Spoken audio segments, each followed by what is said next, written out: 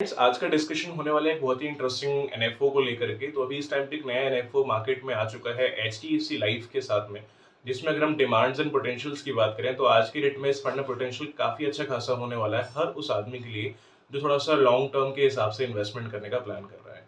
क्योंकि आज की वीडियो के अंदर व्यू करने वाले हैं सिर्फ और सिर्फ इसी फंड को लेकर। फंड का नाम है निफ्टी 200 अल्फा 30 इंडेक्स फंड। ये फंड अभी आया है, एचडीएफसी लाइफ ने इसको अपना एज एनएफओ लॉन्च किया है और ये यूलिप प्लान्स के अंदर इस टाइम पे मार्केट में आया हुआ है। तो एचडीएफसी लाइफ के अंदर जितने भी मल्टीपल यूलिप प्लान्स हैं, काफ़ी प्लान्स के अंदर आपको ये फंड देखने को मिल जाएगा। अगर आपको प्लानिंग करना है इसमें इन्वेस्ट करने का तो अपना एडवाइजर से आप कंसल्ट करें। कंसल्ट करने के बाद जो भी आपका पोर्टफोलियो उसके हिसाब से वो आपको बेस्ट प्लान रिकमेंड कर सकते हैं। तो आइए इस वीडियो को शुरू करते हैं और अंडरस्टैंड करते हैं कि जो फंड है किस तरीके से काम करने वाला है, इसका एनएफओ का स्टार्टिंग डेट क्या है, एंड डेट क्या है और इसमें क्या क्या फीचर्स वगैरह हो सकते हैं। हम सारे डिस्कशन करने वाले हैं आज के सिर्फ और सिर्फ इस एक वीडियो के अंदर। तो बने रहिए स्टार्टिंग से लेकर एंड तक ताकि इसका इन्फॉर्मेशन प्रॉपर तरीके से आप लोगों को मिल सके। सबसे पहले अगर हम बात करें फंड की, तो फंड है निफ्टी 200 अल्फा 30 इंडेक्स फंड। इसके पहले भी कुछ इसी टाइप के फंड्स आए थे, जैसे काफी लोगों ने वीडियोस देखा होगा। निफ्टी अल्फा 50 इंडेक्स फंड काफी फंड्स के अंदर यूरोप में आया हुआ है, जहां पर 300 कंपनी है। 300 में से large cap, mid cap, small cap है और उसमें से जो बेस्ट 50 कंपनी है उन बेस्ट 50 कंपनी के अंदर पैसे आपके लगाए जा रहे हैं। ये वाला फंड इंश्योरेंस इंडस्ट्री के अंदर एज अ फर्स्ट टाइम अभी आया हुआ है। इसके पहले किसी इंश्योरेंस कंपनी ने इस फंड को लॉन्च नहीं किया है और ये है निफ्टी 200 अल्फा 30 इंडेक्स फंड। अब इसको समझते हैं काम कर किस तरीके से रहा है। तो इनके पास में 200 कंपनीज के ऑप्शन अवेलेबल है, 200 कंपनीज है। अब 200 कंपनीज में जो बेस्ट 30 कंपनीज अवेलेबल है उन बेस्ट 30 कंपनीज के अंदर पैसों को इन्वेस्ट यहाँ पर किया जा रहा है।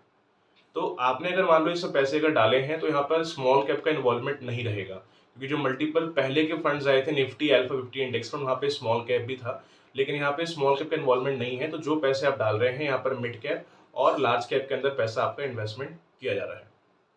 कंपनी है 200, तो लगभग इसमें 100 रहेंगी मिड कैप की, 100 रहेंगी आपके यहाँ पर लार्ज कैप की। और यहाँ पे रीबैलेंसिंग अवेलेबल है, मतलब 200 कंपनी में से जो बेटर परफॉर्मेंस देगा उसमें से वो 30 कंपनीज का सिलेक्शन करेंगे, 30 स्टॉक्स वहां से चूज करेंगे और वहां पर पैसे आपके इन्वेस्ट करेंगे। यहाँ पर साल में 4 बार रीबैलेंसिंग अवेलेबल है, मतलब मान लो आज जो बेस्ट 30 कंपनी है उसको कंपनी ने चूज कर लिया और वहां पैसा लगा दिया। फॉर एन एग्जाम्पल, कल के डेट में अगर मान लो वो परफॉर्म नहीं करते हैं कुछ 5, 4, 10 स्टॉक्स, तो उन स्टॉक्स को बाहर निकाल देंगे और जो स्टॉक रिटर्न बढ़िया दे रहा होगा उसके इस फंड के अंदर एंटर कर देंगे। तो ये खासियत है इसकी। ऐसे मल्टीपल फंड्स मार्केट में है जहां पर पैसा अगर आपका एक फंड में मान लो 50 कंपनी है तो पैसा अगर लगा है तो उसी में लगा ही है, उसको चेंज नहीं हो रहा है। बट यहाँ पर मेनली फायदा आज के डेट में है कि जो स्टॉक परफॉर्म नहीं करेगा उन 30 में से उसको बाहर निकाल देंगे एक टाइम पीरियड के बाद में, और जो परफॉर्म कर रहा है उसको उसके अंदर एंटर कर देंगे। क्लियर है? तो ये है रीबैलेंसिंग। तो जो भी इनके पास 200 कंपनी है, 200 में से जो बेस्ट 30 कंपनी परफॉर्म करेंगी उन्हीं के अंदर पैसों को इन्वेस्ट करेंगे, वहीं से आपका रिटर्न बनाएंगे। सेक्टर्स की बात करें, इसमें सेक्टर कौन कौन से होने वाले हैं, तो सेक्टर है capital goods, financial services, automobile auto components, health care, oil and gas, consumables.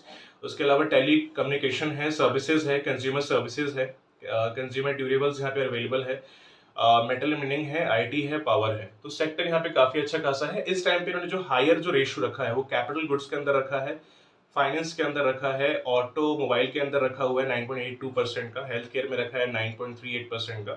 तो अभी इस टाइम पे ये रेशियो चल रहा है। आने वाले टाइम में अगर मान लो ये सेक्टर परफॉर्मेंस अगर डाउन देंगे तो फिर ये परसेंटेज भी थोड़ा बहुत ऊपर नीचे हो सकता है। जैसे अभी कैपिटल गुड्स में 26% का सबसे हायर इसी में डाल रहे हैं पैसे ये। बट अगर कुछ टाइम के बाद अगर ये रिटर्न डाउन देना शुरू कर देगा और जो इनमें से बेटर परफॉर्मेंस देना शुरू करेगा तो परसेंटेज वहां बढ़ा दी जाएगी जो सेक्टर उस टाइम बढ़िया परफॉर्म कर रहा होगा।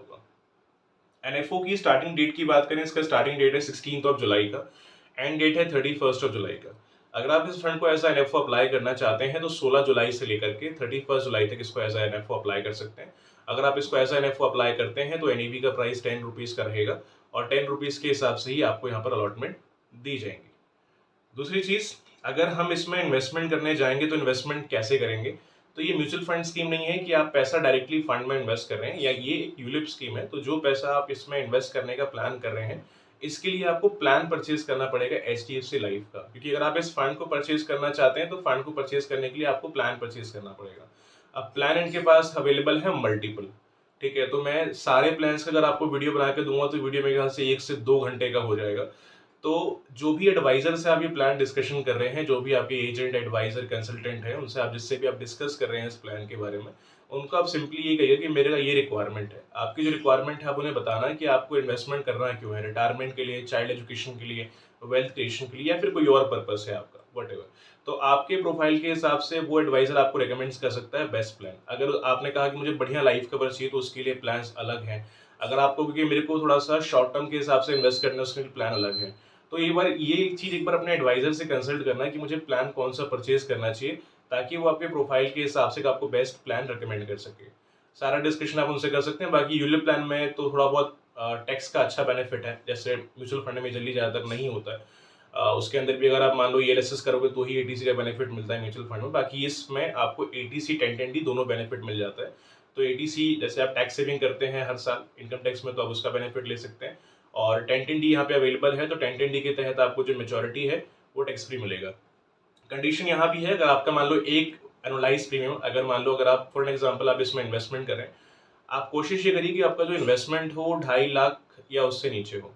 ठीक है, क्योंकि इसमें ये है कि अगर आप 2.5 लाख से अगर ज़्यादा इन्वेस्टमेंट करेंगे तो आपका जो मेच्योरिटी है वो टैक्सेबल होगा, जैसा म्यूचुअल फंड में एलटीसीजी होता है।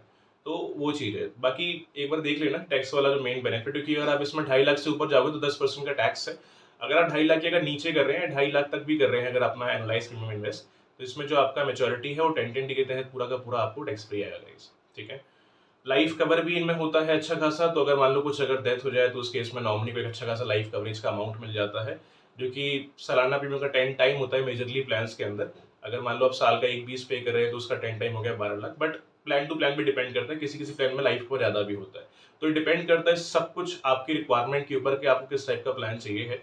तो मैंने आपको फंड का तो इन्फॉर्मेशन दे दिया। फंड जहां तक मुझे लगता है काफ़ी बेनिफिशियल हो सकता है, क्योंकि जो इस टाइप के फंड पहले आए हैं, निफ्टी, अल्फा 50 इंडेक्स फंड, जिन लोगों ने परचेज किया होगा, नहीं भी किया तो अगर रिव्यू ऑनलाइन जाके चेक करो कि इसके रिटर्न क्या है।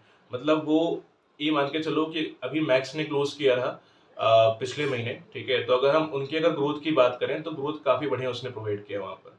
तो मतलब एक महीने के अंदर भी अगर आप ग्रोथ चेक करोगे ना, तो ऑन एन एवरेज बेसिस पे लगभग लगभग जो ग्रोथ प्रोवाइड की गई है बहुत ही बढ़िया प्रोवाइड करी गई है। आई थिंक पिछले महीने या फिर उसके पिछले महीने आया था मैक्स वाला। I just need to check कि कब आया था, लेकिन ग्रोथ उसने काफ़ी बढ़िया प्रोवाइड करी है। इवन उसके अलावा जैसे भी इस टाइप के जो फंड अगर आप उनके ग्रोथ चेक करोगे बहुत बढ़िया ग्रोथ रहे हैं, क्योंकि जो बेस्ट कंपनीज है वहीं पर पैसा लगाया जा रहा है। तो ऑब्वियसली सी बात है, आप अंडरस्टैंड कर सकते हैं कि पोटेंशियल यहाँ पर काफ़ी अच्छा खासा हो सकता है। तो थोड़ा सा ट्राई करो कि अब इसमें लॉन्ग टर्म के हिसाब से इन्वेस्टमेंट करें तो ही इसमें अच्छा खासा ग्रोथ आपका बन सकता है। और इसमें रिस्क होने वाला है वेरी हाई। तो इन्वेस्टमेंट करने के पहले सबसे पहले आप इतना अंडरस्टैंड करो कि जितना इसमें रिस्क अवेलेबल हो उतना आप रिस्क ले सकते हैं कि नहीं ले सकते हैं, तो ही इसके अंदर इन्वेस्टमेंट करिएगा। क्लियर है? तो गाइस आई होप ये वीडियो आपके लिए काफी हेल्पफुल रहा होगा। फिर भी कुछ अगर डाउट्स मन में आपके रहते हैं इस फंड के रिगार्डिंग, अपना क्वेश्चन आप रेज करिए कमेंट में। I definitely try to give the answer as possible. And अगर आप चैनल पर नए हैं तो please try to subscribe the channel. Video अगर आपको पसंद आई हो इसे आगे लाइक करें, इसे शेयर करें। Thank you very much.